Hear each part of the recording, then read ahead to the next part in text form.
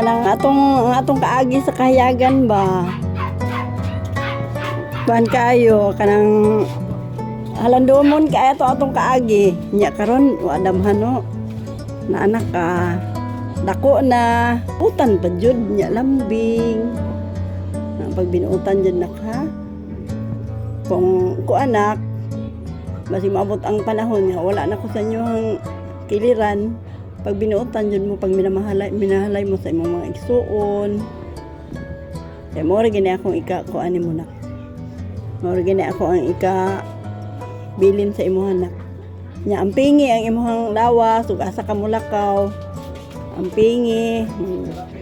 Ayaw gyud kalimti ang pray sa Ginoo. Kaya mo rin gini wala ba tayo ng kalibutan kung wala ang Ginoo. Nang ayaw kalimti ang atong Ginoo. Ampo. O kanunay mo dili mo magsigig away, magminahalay.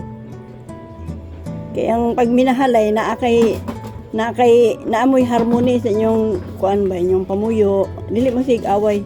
Kaya ang magsigig away wala gid nay dulot nga kaayuhan.